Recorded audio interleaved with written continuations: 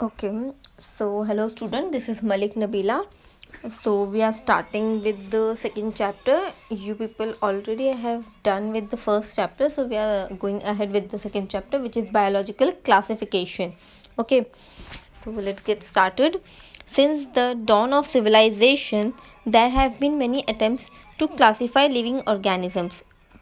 It was done instinctively, not using criteria that were scientific but born out of a need to use organism for our own use. Okay, तो इसमें क्या होता है कि ये बहुत पहले से यहाँ पर जो भी ऑर्गेनिजम्स होते हैं, माइक्रो ऑर्गेनिजम्स, उसको यूज़ करने के लिए साइंटिस्ट खुद के यूज़ के लिए उन्होंने ऐसा क्लासिफिकेशन किया कि कौन सी चीज़ किस में जाएगी, आगे आप लोगों को पता चलेगा. Okay, for their own use, for food, shelter and clothing, ये तीनों चीज़ में भी माइक्रो ऑर्गेनिजम्स यूज़ होते हैं. तो वही चीज़ को यूज़ में कैसे लाने के लिए साइंटिस्ट ने इसके ऊपर बहुत सारे रिसर्च किए. ठीक है. Then Aristotle was the earliest to attempt a more scientific basic of classification. He used simple morphological characters to classify plants into trees and shrubs and herbs. तो जो एरिस्टोटल है, उन्होंने सबसे पहले ये अटेम्प्ट, मतलब सबसे पहले इन्होंने स्टार्ट किया था अपना क्लासिफिकेशन. जैसे प्लांट्स है, सब प्लांट्स होते हैं, तो उसके अंदर ट्रीज़ कौन से होते हैं, shrubs किसको कहते हैं, हर्ब्स किसको कहते हैं, ये सब इन्होंने ऐसा क्लासीफाई किया. ठीक है. He also divided animals into 2 groups which had read blood and those had did not. इन्होंने क्या किया, एनिमल्स में भी क्लासिफिकेशन किया, लाइक जिसके अंदर रेड ब्लड है और जिसके अंदर रेड ब्लड नहीं है. ओके. इन लिनियस टाइम, लिनियस एक साइंटिस्ट है, Karl Linnaeus. In its time 2 kingdom system of classification with Plantae and Animalia kingdoms was developed that included all plants and animal respectively. अब जो कार्ल लिनियस है, उनके time पर 2 kingdom थे, उसके अंदर उन्होंने क्लासिफिकेशन बताया है. तो 2 किंगडम कौन से थे, Plantae and animalia kingdom. Okay. अब इन दोनों के अंदर उन्होंने क्या डिफ्रेंशिएट किया था, प्लांटे के अंदर सारे प्लांट्स और एनिमेलिया में सारे animal. Okay. This system did not distinguish between in eukaryotes and prokaryotes. अब ये सिस्टम यूकैरियोट और प्रोकैरियोट में नहीं किया गया था. यूकैरियोट्स एंड प्रोकैरियोट्स क्या होते हैं, यूकैरियोट्स फंजाई में होते हैं और प्रोकैरियोट्स बैक्टीरिया होते हैं. ठीक है. Unicellular and multicellular organism and photosynthetic and non photosynthetic organism. Okay.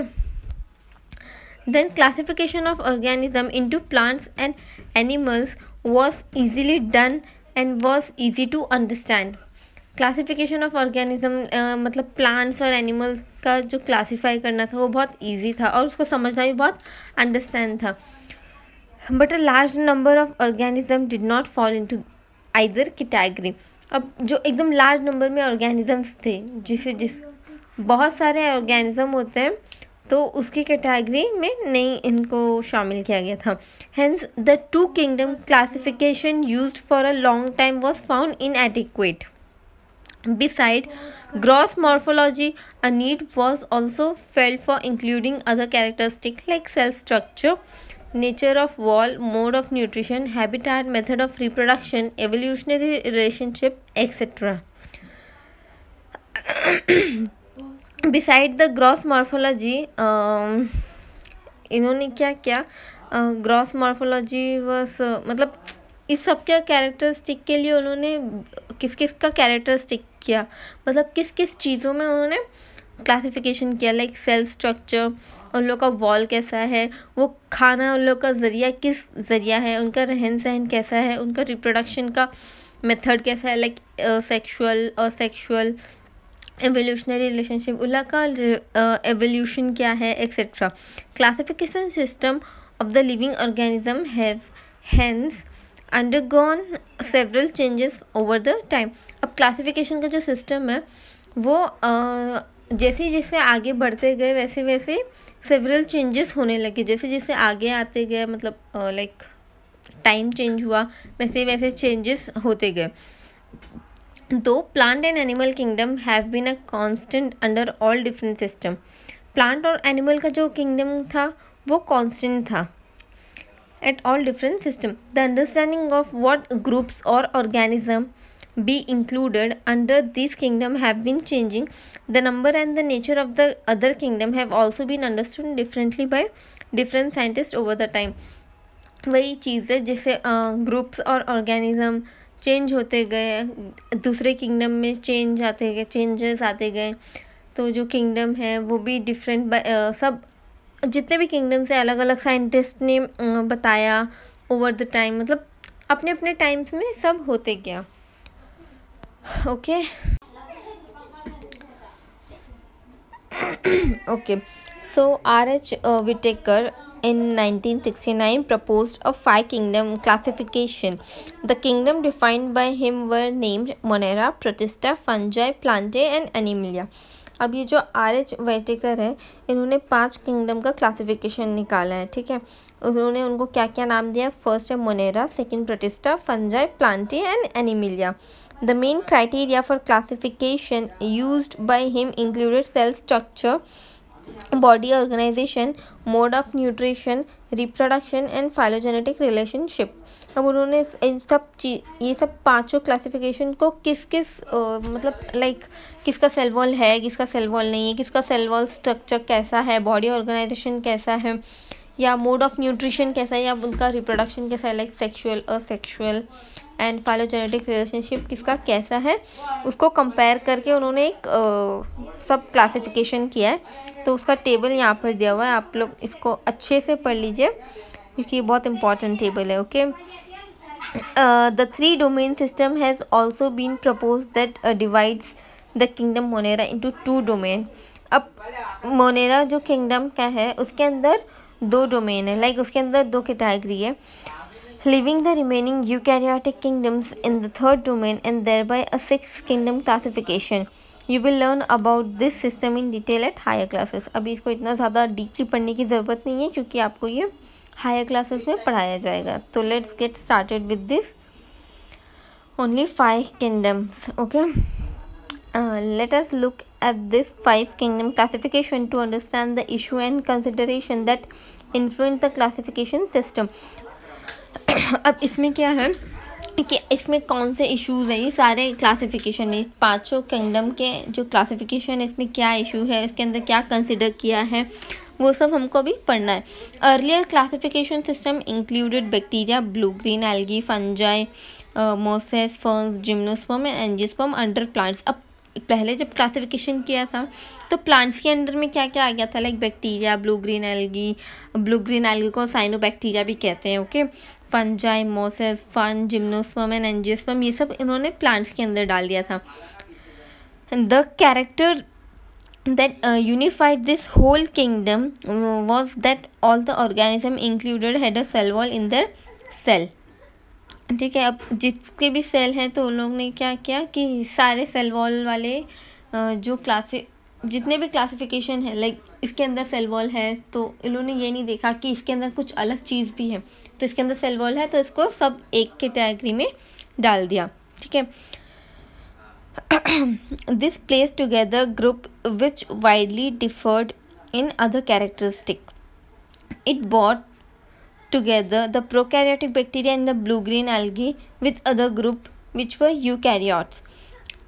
अब इन्होंने क्या किया, prokaryotic bacteria and blue green algae को भी यूकैरियोटिक में डाल दिया जबकि वो एकदम अलग है. It also grouped together the unicellular organism and the multicellular ones. Say for the example Chlamydomonas and Spirogyra.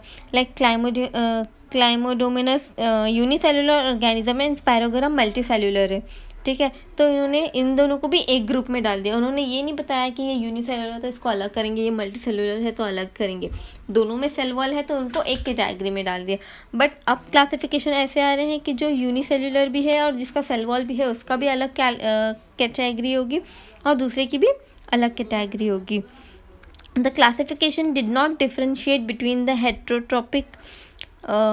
heterotrophic group fungi and the autotrophic green plants, though they also showed a characteristic difference in their wall composition. अब इन लोगों ने heterotrophic और autotrophic क्या होते हैं. Heterotrophic जो दूसरों पर डिपेंड होते हैं अपने मोड ऑफ न्यूट्रिशन, मतलब अपने खाने के लिए वो जो दूसरों पर डिपेंड होते हैं, और ऑटोट्रॉपिक जो होते हैं जो खुद से अपना खाना बनाकर खाते हैं, या उनका मोड ऑफ न्यूट्रिशन ऐसा होता है। उन्होंने उसका भी डिफ्रेंशिएट नहीं किया था, उन्होंने जस्ट ये डाल दिया कि दोनों का वॉल कॉम्पोजिशन है, तो बस एक कैटेगरी में डाल दो। The fungi had chitin in their walls while the green plants had a cellulosic cell wall। अब फंजाई के वॉल में काइटिन है और जो ग्रीन प्लांट है उनके सेल वॉल में सेल्यूलोसिक है, तो भी इनको एक में डाल दिया। When such characteristics were considered, the fungi were placed in a separate kingdom fungi। जब कैरेक्टरिस्टिक कंसिडर्ड हुआ, जब फंजाई को सबका अलग अलग सेपरेट करा, तो उन्होंने एक अलग सा किंगडम निकाला जिसका किंगडम फंजाई नाम दे दिया। All prokaryotic organism were group together under kingdom Monera. अब जितने भी प्रोकैरियोटिक ग्रुप थे उनको इन्होंने किसके अंदर डाल दिया, kingdom Monera. And the unicellular eukaryotic organism were placed in Protista. और यूनिसेलुलर यूकैरियोटिक ऑर्गेनिज्म है वो किस में डाल दिया, किंगडम प्रोटिस्टा में। Kingdom Protista has brought together Chlamydomonas and Chlorella earlier placed in algae with plants and both having the cell wall. और पहले उन्होंने क्या किया कि एल्गी के अंदर इनको डाल दिया था क्योंकि उनके पास सेल वॉल था, इसलिए। With Paramecium and Amoeba which earlier place in the animal with lack cell wall. अब पैरामोशियम और अमीबा में सेल वॉल नहीं था तो इनको एक में डाल दिया था। It has put together organism which in earlier classification were placed in different kingdoms. पहले के उसमें सबको एक साथ डाल दिया था, जिसमें सेल वॉल था, जिसमें सेल वॉल नहीं था, सबको एक में ही डाल दिया था। This happened because the criteria of classification changed. जब क्लासिफिकेशन चेंज हुआ तब नया नया क्राइटेरिया निकलते गया और उस हिसाब से डिफरेंट कैटेगरीज और क्लासिफिकेशन हुए, ठीक है। This kind of changes will take place in future too, depending on the improvement in our understanding of characteristic and evolutionary relationship। ये हमको समझने में भी easy रहेगा, इसलिए ये characteristic को ऐसा उन्होंने category wise किया है। Over time, an attempt has been made to evolve a classification system which reflects not only the morphological, physiological and reproductive similarities but in also phylogenetics that is based on evolutionary relationships। उन्होंने अब इतना ज़्यादा से मतलब इतने अच्छे से उन्होंने क्लासिफाई कर दिया सारी चीज़ों को कि हमको एकदम समझने में इजी हो जाएगा कि कौन सा ऑर्गेनिज्म किसके साथ मैच हो रहा है या किसका के साथ सिमिलैरिटीज़ मैच हो रही है। In this chapter we will study characteristic of kingdom Monera, Protista and Fungi of the Whittaker system of classification. ये वाइटेकर ने निकाला था, और जो किंगडम प्लांटिया और एनिमेलिया था वो कार्ल लिन्नेस ने पहले से निकाल चुका था। Commonly referred as plant and animal kingdoms respectively. ये हम कुछ अलग अलग चैप्टर्स में पढ़ाएंगे, तो एक चैप्टर 3rd रहेगा और एक चैप्टर 4th रहेगा, ओके। फर्स्ट किंगडम है हमारा kingdom Monera. Bacteria are the sole members of the kingdom Monera, ठीक है। They are the most abundant micro organism. Bacteria ऐसा माइक्रो ऑर्गेनिज्म है जो हर जगह पाया जाता है। Bacteria occur almost everywhere. 100 of bacteria are present in a handful of soil. अगर आप एक मुट्ठी सॉइल उठाएंगे तो उसमें भी 100 ऑफ बैक्टीरिया प्रेजेंट रहेंगे। They also live in extreme habitats such as hot spring, desert, snow and deep ocean where very few other life form can survive.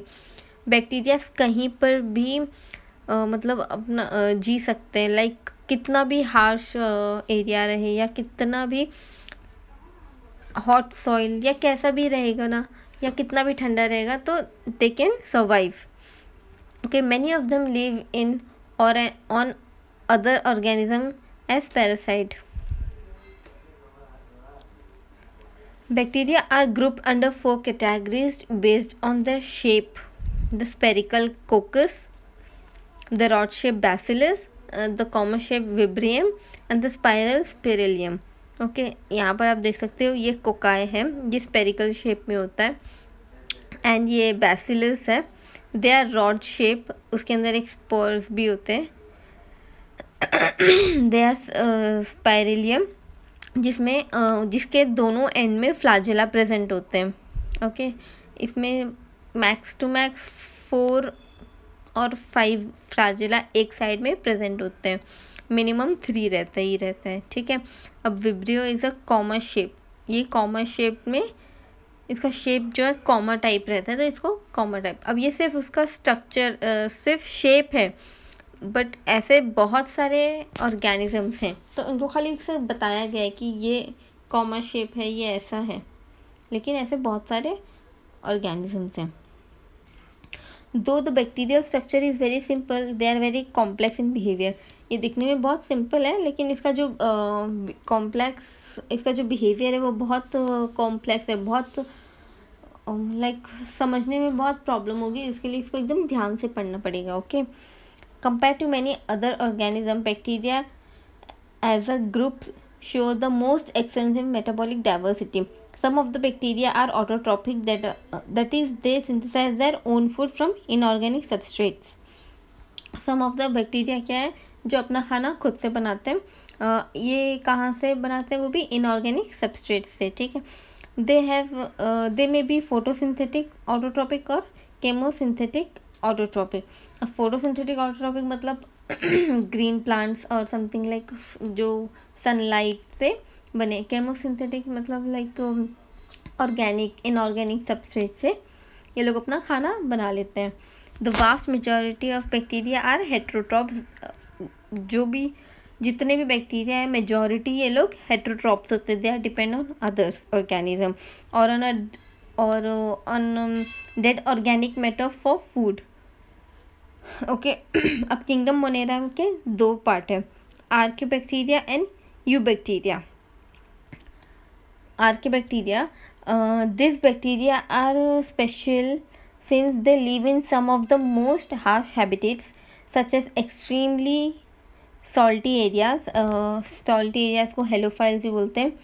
Hot springs, thermoacidophiles and marshy area methanogens. जहाँ पर methanogens marshy area मतलब जो lake के किनारे होते हैं उसे methanogen marshy areas कहते हैं.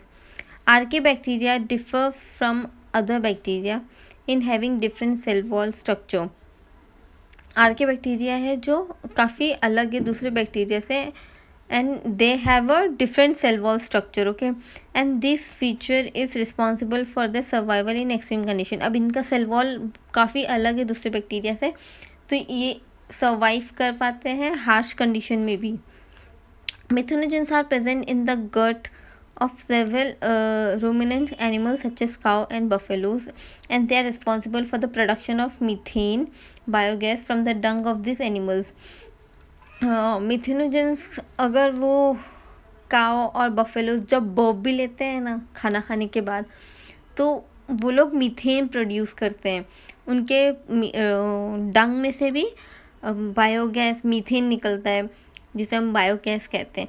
वो जब बर्प लेते हैं तो उसमें से भी मीथेन प्रोड्यूस होता है. और अभी कोई काव बर्प लेती है, उसके सामने जाकर आप माचिस लगाओगे तो वहाँ से आग निकलेगी, क्योंकि वो मीथेन रहता है, वो फ्लेमेबल होता है. ठीक है. Next is eubacteria. They are also called true bacteria. ठीक है. There are 1000 of different eubacteria or true bacteria. They are characterised by the presence of a rigid cell wall. अब ये कैसे characterise होता है कि इसका जो सेल वॉल है वो रिजिड सेल वॉल है. And if motile a flagellum, और अगर ये मोटाइल हुआ तो ये फ्लैजेलम रहेगा. ठीक है.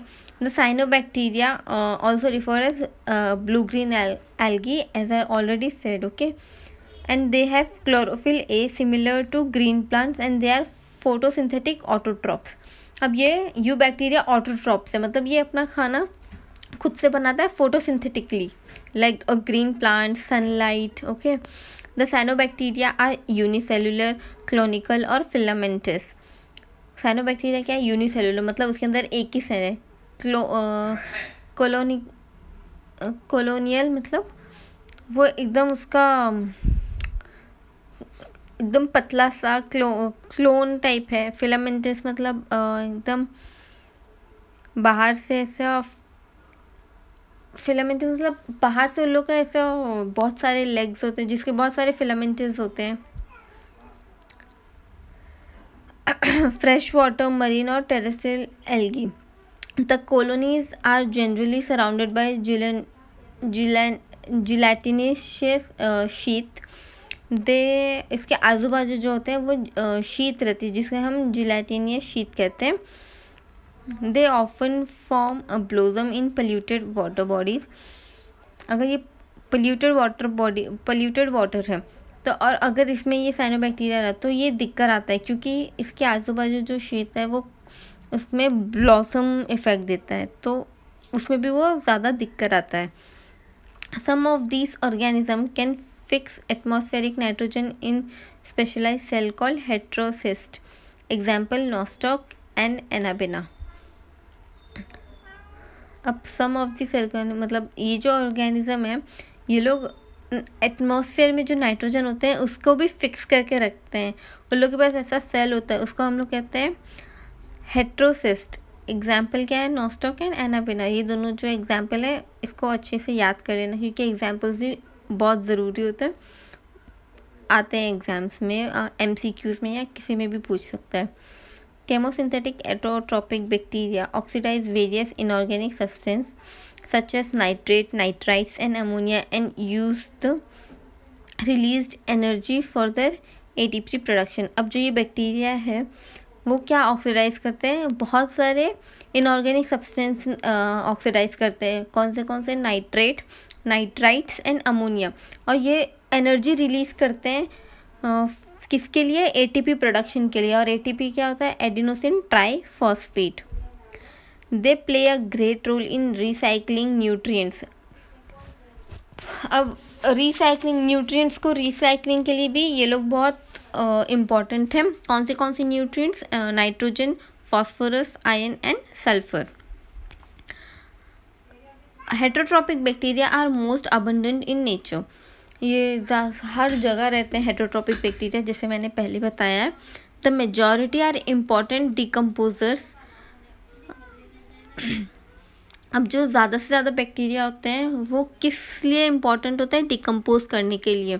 लाइक सॉइल में किसी में भी वो लोग डिकम्पोज के लिए काम आते हैं. Many of them have a significant impact on human affairs. अब बहुत सारे बैक्टीरिया है जो हमको डेली लाइफ में, हाउस होल्ड चोर्स में काम आते हैं, ह्यूमंस के लिए काम आते हैं. They are helpful in making curd from milk. Like कभी कर्ड बनाना है मिल्क से तो उसमें भी माइक्रो ऑर्गेनिज्म यूज़ होता है. प्रोडक्शन ऑफ एंटीबायोटिक्स जो हम भी मेडिसिन खाते हैं उसमें भी कभी कभी माइक्रो ऑर्गेनिज्म यूज़ होते हैं. Fixing nitrogen in legume, roots etcetera. ये सब कभी कभी हमको हमारे डेली लाइफ के लिए भी माइक्रो ऑर्गेनिजम्स चाहिए होते हैं. Some are pathogens causing damage to human beings. कुछ पैथोजन ऐसे हैं जो ह्यूमन बींग्स को भी डैमेज करते हैं. ओके. और क्रॉप्स को भी डैमेज करते हैं. फार्म एनिमल्स एंड पेट्स को भी डैमेज करते हैं. Some pathogens are there which are very dangerous to us, okay, in our daily life also. Cholera, typhoid, tetanus, citrus canker are well-known disease caused by different bacteria. ये जो diseases हैं ये bacteria के through होते हैं और ये बहुत डेंजरस होते हैं हमारे लिए. Bacteria reproduce mainly by fission मतलब कैसे?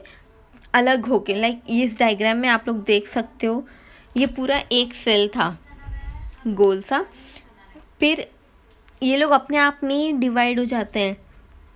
डिवाइडिंग बैक्टीरियम, यहाँ देखिए फिगर 2.3, अ डिवाइडिंग बैक्टीरियम. ये लोग अपने आप में ही डिवाइड हो जाते हैं. ठीक है. तो देखो bacteria reproduce mainly by fission. Figure 2.3 में आप देखो वो अपने आप से ही डिवाइड होते हैं. ठीक है. Sometimes under unfavourable condition they produce spore.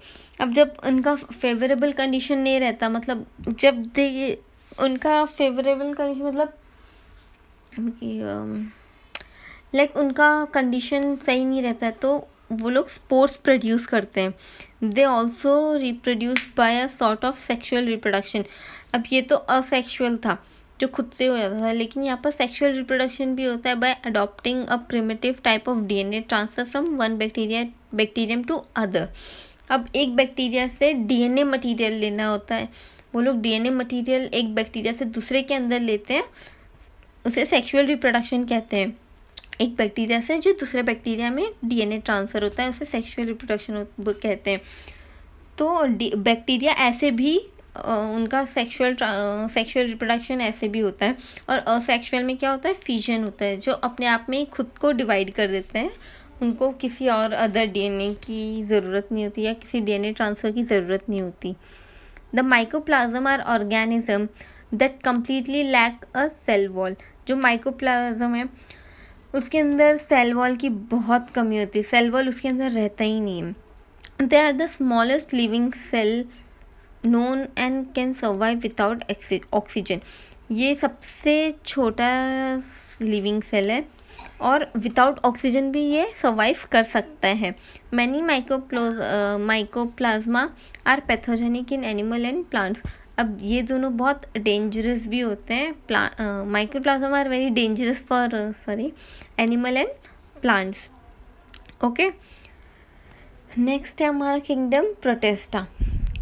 All single cell eukaryotes are placed under protista. मैंने क्या बताया था, यूकैरियोट सिंगल सेल है, तो जितने भी सिंगल सेल है यूकैरियोट्स के वो किस में आते हैं, प्रोटिस्टा में। But the boundaries of this kingdom are not well defined. इसका जो बाउंड्री है वो अभी वेल डिफाइंड नहीं है। They may be a photosynthetic protistan to one biologist, may be a plant to another. अभी ये इतना डिसाइड नहीं है कि इसका सेल वॉल क्या है, कैसा है। In this book we include chrysophytes, dinoflagellates, euglenoids, slime mould and protozoan under Protista. अब प्रोटिस्टा के अंदर हम 5 कैटेगरी है, हम उसको पढ़ेंगे, ठीक है। Member of protista are primarily aquatic. अब इसके अंदर जितने भी है वो एक्वाटिक है। This kingdom forms a link with the other dealing with plants, animals and fungi. अब इसका है ना, जो भी इस किंगडम के अंदर जो भी पार्ट्स है या जो भी कैटेगरी है वो किससे डील है या किससे रिलेटेड है, प्लांट्स से, एनिमल्स एंड फंजाई से रिलेटेड है। Being eukaryotes, the protistian cell body contain a well-defined nucleus and other membrane-bound organelles. Some have flagella or cilia. Flagella means वो लंबा सा flagella होता है, आगे बताऊंगी। और cilia में उसके ऐसे लगते हैं कि बहुत सारे legs हैं, ठीक है। Protista produce asexually and sexually by a process involving cell fusion and zygote formation। मैंने पहले बताया था सेल फ्यूज होता है मतलब सेल डिवाइड हो जाता है, और zygote formation से मतलब किसी का zygote फॉर्म होना, लाइक डीएनए ट्रांसफ़र, ऐसा कुछ। तो सेक्सुअली भी होता है और असेक्सुअली भी होता है। First will go with the chrysophytes. In this group includes diatoms and golden algae. Diatoms क्या होते हैं और गोल्डन एटम्स क्या होता है। डायटम्स जो एकदम सिंगल सेल होता है, और गोल्डन डिसमर्स मतलब जो बहुत सारे होते हैं। They are found in fresh water as well as in marine environments. Okay, ये फ्रेश वाटर में भी रहते हैं और मरीन इन्वायरमेंट्स में भी रहते हैं। They are microscopic and float passively in water currents. अब ये लोग बहुत छोटे होते हैं और ये लोग ऊपर पानी के ऊपर ही ऐसे फ्लैट, मतलब पानी के ऊपर, पानी का जो सरफेस रहता है उसी के ऊपर ही पैसिवली फ्लोट होते हैं एकदम अच्छे से। Most of them are photosynthetic. अब ये लोग क्या है, फोटोसिंथेटिक आया मतलब दे आर ग्रीन और they need sunlight. In diatom the cell walls form 2 thin overlapping shells which fit together in a soap box. Diatoms of a cell wall form 2 thin overlapping shells, एक के ऊपर एक shells डालना, which fit together in a soap box. Okay, the walls are embedded with silica and thus the walls are indestructible.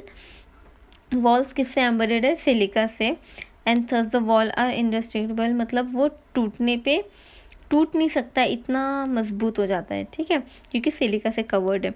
Thus diatoms have left behind large amount of cell wall deposit in their habitat. This accumulation over billion of years is referred as a diatomaceous earth. Being gritty, this soil is used in polishing, filtration of oil and syrup. Diatoms are chief producer in the ocean. Diatoms क्या है, ज़्यादा छोटे छोटे ही रहते हैं, single cell के, लेकिन बहुत सारे में मिल जाते हैं, तो बहुत सारे प्रोड्यूस हो जाते हैं ये लोग ओशन के अंदर. Okay, if you have any kind of doubt you can ask a doubt.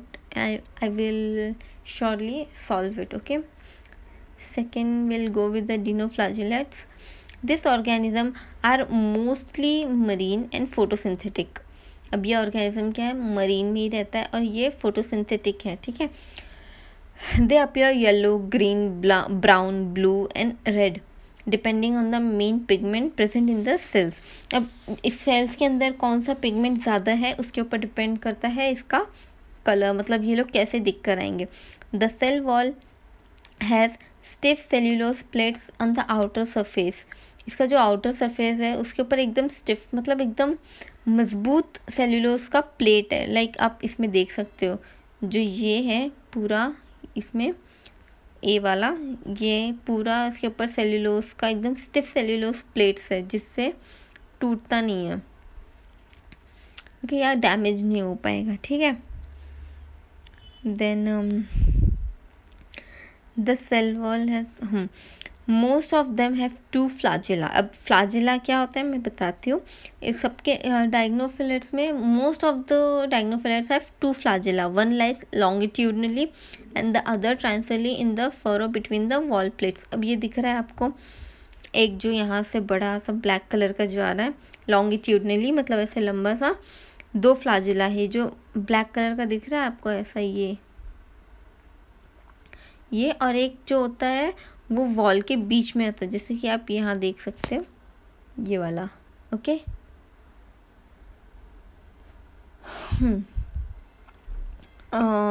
Then very often red dinoflagellate example Gonyaulax undergo such rapid multiplication.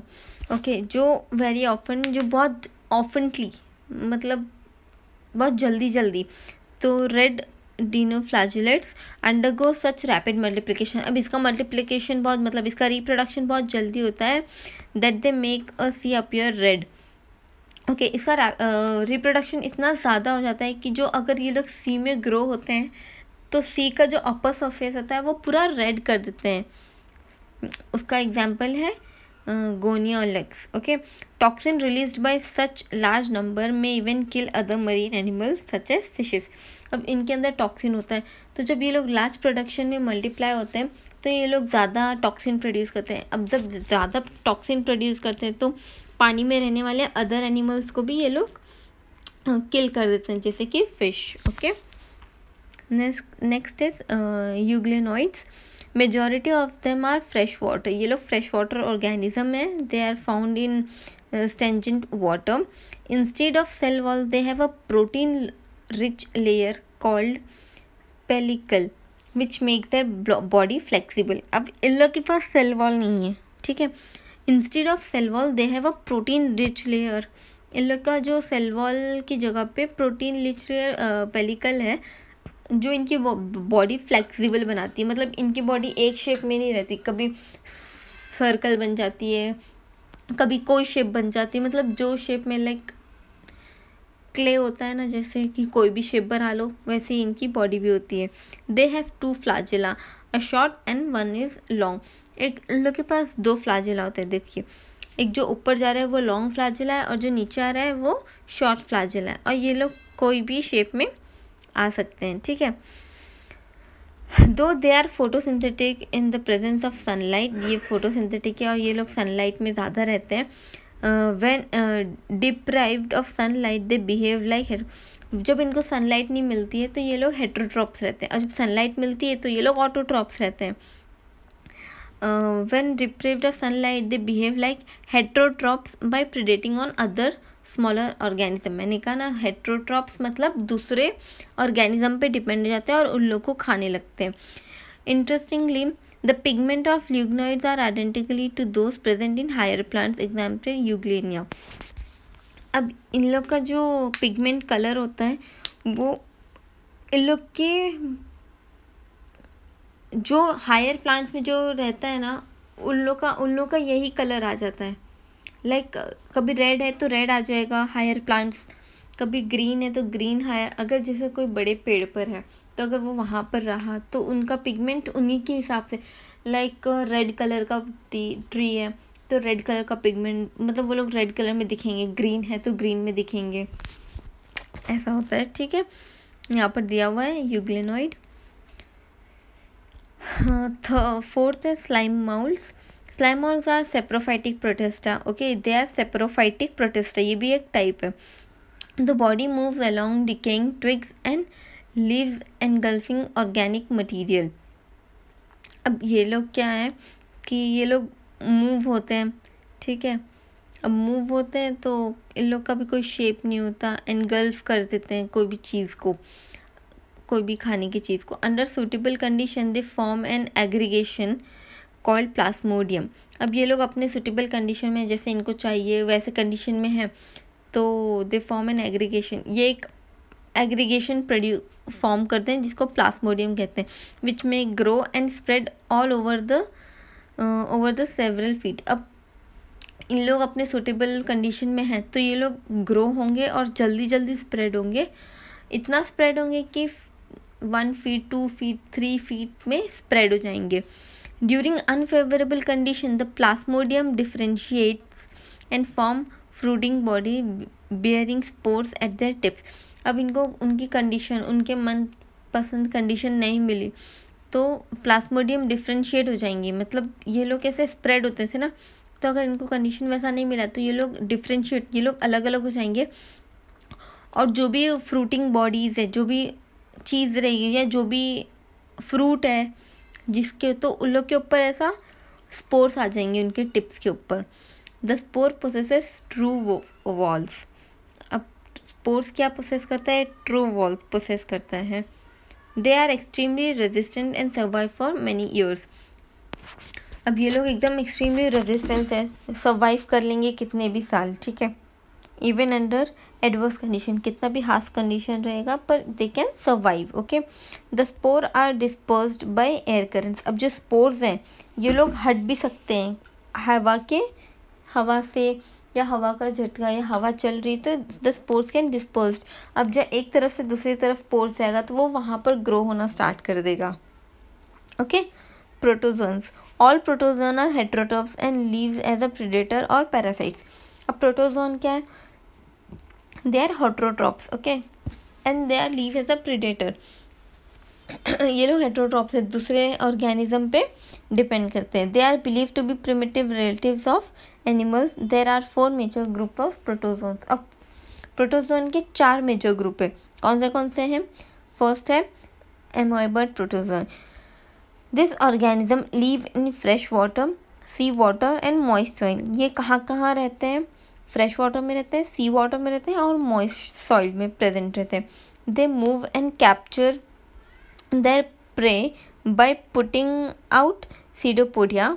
उसको सीडोपोडिया को फॉल्स फीट कहते हैं, एज इन अमीबा। अमीबा में false feet कहता है। False feet as in amoeba मतलब कोई भी शेप ले लेना, या फिर उन लोग के पैर नहीं होते ना तो वो लोग अपने सीडोपोडिया निकाल के वो लोग कोई भी चीज़ को एनगल्प कर लेते हैं, वो लोग अपने चीज़ अंदर ले लेते हैं या खा लेते हैं। सीडोपोडिया को फॉल्स फीट इसलिए कहते हैं क्योंकि उनके पास उनके खुद के फीट नहीं होते हैं अमीबा के पास। Okay, marine forms have silica shell on their surface. Some of them such as Entamoeba are parasites. Marine forms have silica shell on their surface. Silica shell मैंने बताया था कि जो थोड़ा ट्रांसपेरेंट होता है, जो दिख कर आता है, तो उनके सरफेस पे सिलिका शेल है। Okay, some of them such as Entamoeba are parasites. Entamoeba क्या है? पैरासाइट है जो लाइक बीमारी पहुंचाता है या हमको नुकसान करता है, तो एंटामीबा हमको नुकसान करता है। अब flagellated protozoan, the members of this group are either free living or parasitic. ये जो फ्लैजिलेटेड है जिसके अंदर फ्लैजिला होते हैं उसको फ्लैजिलेटेड प्रोटोजोन कहते हैं। तो इसके अंदर जो भी है वो या तो फ्री लिविंग है या तो पैरासाइटिक है। फ्री लिविंग है मतलब जहाँ पर भी उसको जाना है वो जाए, जैसा भी करना है वो कर। या तो पैरासाइटिक है जो हमको नुकसान देगा, और उसके अंदर होते हैं फ्लैजेला, ठीक है, दे है flagella. The parasitic forms cause diseases such as sleeping sickness, example trypanosoma. The parasitic form, अब ये जो पैरासाइटिक है मतलब जो हमको नुकसान देता है, तो जो पैरासाइटिक है वो कौन सा नुकसान देता है हमको? Sleeping sickness. स्लीपिंग सिकनेस में क्या ऐसा होता है, या तो नींद नहीं आती या तो बहुत नींद आती है। ओके, और उसका एग्जाम्पल क्या है? इसमें कौन सा प्रोटोजोन है? Trypanosoma. Okay, ciliated protozoans, this are aquatic. अब ये है एक्वाटिक। ओके, एक्टिवली मूविंग, एकदम एक्टिव मूव करते हैं, because the presence of thousand of cilia. Thousand of cilia मतलब एक उसका सेल वॉल पे बहुत सारे छोटे छोटे हैरी स्ट्रक्चर रहता है उनका। लाइक कैसे बताऊँ, कोई भी एक चीज़ है उसके आजू बाजू में छोटे छोटे बाल है, तो वो उनके उसकी वजह से वो लोग का जो एक्टिवली मूव होते हैं वो लोग, ठीक है। They have a cavity that opens to the outside of the cell surface. उनके पास एक कैविटी है that open the outside of the cell surface, जो उनका सेल का जो सरफेस है ना वो ओपन करने में हेल्प करता है। The coordinated movement of rows of cilia causes the water laden with food to be steered into the gullet, example Paramecium. अब ये सिलिएटेड प्रोटोजोन का एग्जाम्पल क्या है? पेरामोशियम। पेरामोशियम का आप वॉल देखोगे तो उसके आजू बाजू थाउजेंड्स ऑफ सीलिया प्रेजेंट रहेंगे। ओके, यहाँ देख सकते हो इसके आजू बाजू में थाउजेंड ऑफ सीलिया, छोटे छोटे हैरी स्ट्रक्चर हैं, तो वो मूवमेंट करने में हेल्प करता है। अब sporozoans, this includes diverse organism that have an infectious spore like stage in the life cycle. अब जो ये होते हैं ये बहुत ज़्यादा ही इन्फेक्शियस स्पोरोजोन्स होते हैं। The most notorious is Plasmodium. Plasmodium जो मलेरियल पैरासाइट्स, मलेरिया जब होता है हमको तो ये होता है, इस स्पोरोजोन की वजह से होता है, ये फैलता है तब हमको मलेरिया होता है, which causes malaria, a disease which has a striking effect on human population. ये ह्यूमन पॉपुलेशन पे भी बहुत इफेक्ट करता है, क्योंकि मलेरिया से लोगों के बहुत सारी डेथ भी होती है। Okay, so we'll stop here. Next lecture में we'll go with kingdom Fungi, kingdom Plantae and Animalia and so on. Okay, thank you. Next class में प्लीज़ जब भी आप आओ तो प्लीज़ रीड इट वंस और ट्वाइस और थ्राइस, क्योंकि जब तक आप खुद से नहीं पढ़ोगे, सेल्फ स्टडी नहीं होगी, you won't understand. Okay, thank you.